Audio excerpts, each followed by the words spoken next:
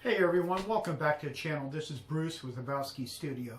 This video is going to be a little bit different. It's a short one, a little time lapse. I'll be doing some voiceover, but I need to know from you guys, am I weird? Let me know. I know, it's a very weird way to start my videos, but it is what it is.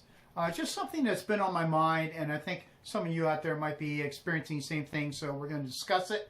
And if you have been experiencing the same thing, please drop them in the comments and see if that's normal or not. What's normal in art, right?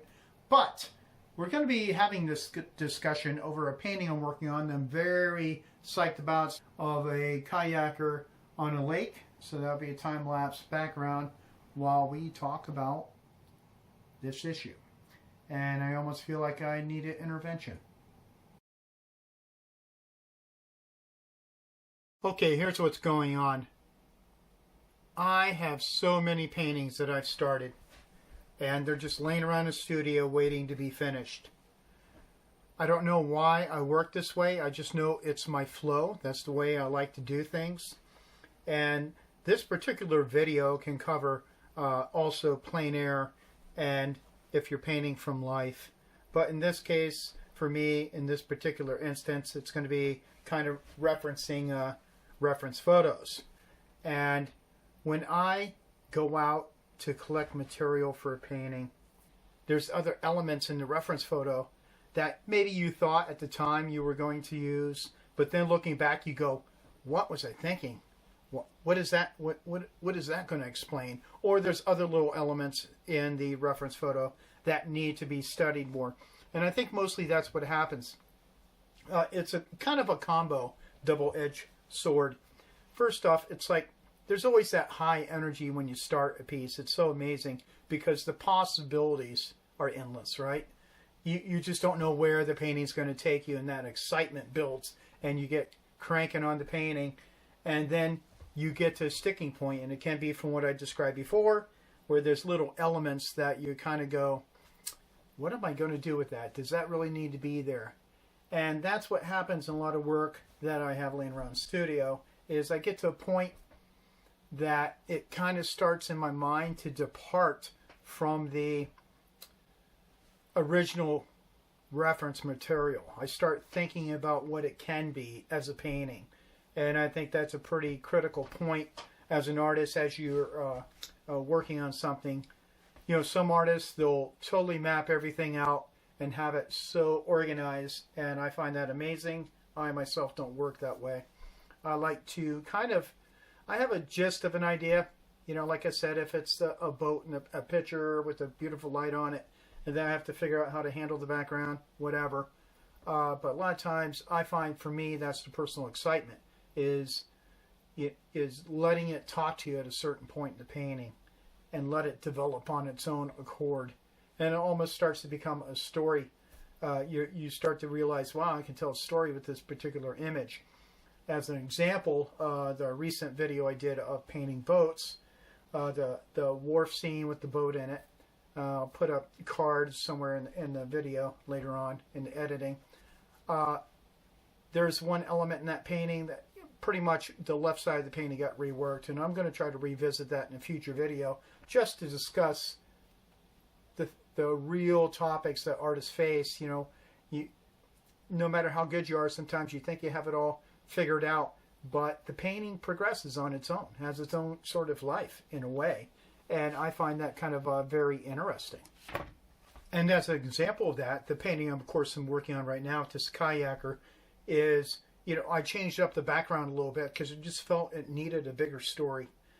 I took the picture for the position of the kayaker and that visual effect, and the other elements, of course he's on a lake and everything, so you know, I didn't want to go too extravagant with any kind of like distractions with buildings or anything like that. I want that expanse. It started to tell a story, and that's what I'm trying to build on in the painting, and I think it's really kind of has some strong impact so far. Pretty happy with it. And that's kind of what for me anyway, everyone has their working methods, you know, everyone has the direction they want to take in their paintings. And I find myself, in the past I used to be pretty faithful to my reference photos and learn to be yourself. Start to express some of yourself in your work. I think I'm finding to be a very important element going forward in the future. Kind of reflecting on it now, I think it's, there's a lot of videos, a lot of commentary on finding your voice as an artist, and I think it really kind of comes down to that a little bit. It's like you start to put little elements of your thought process into your paintings and expressing a story, and I think that's becomes your own unique stamp on that material.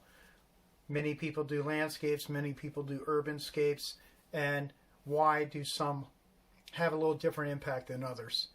That artist potentially could be maybe painting that scene for its decorative effects, for its factual effects. I want it to look like whatever location. And other artists kind of start to say, like say if it's an urbanscape in New York City, and someone like me might be a little more literal, a little more gritty, because that's kind of like what I like, and that type of scenery for my urbanscapes. If anyone's been watching my channel or follow my website, which I'll put in a link, and on Facebook you can follow me at habowskistudio, is I tend to find a more gritty side, where some other people, it's energetic. The city example is like energetic, and they want to express that by using a lot of color. And that's just one avenue how artists are kind of becoming individual. I think in the end it just becomes a question for the artist how they want to proceed with their art. They want to be really truly unique, or just try to go with the fashions of the time. And it's really an individual thing that everyone has to make for themselves, and it's very personal. So I think the key takeaway in this video is to be yourself. Whatever method you use to create your artwork is you, and no one can tell you that's weird or whatever. So embrace it, and that's what makes us all unique. I hope you enjoyed the video. If you're new, watching for the first time, thank you very much.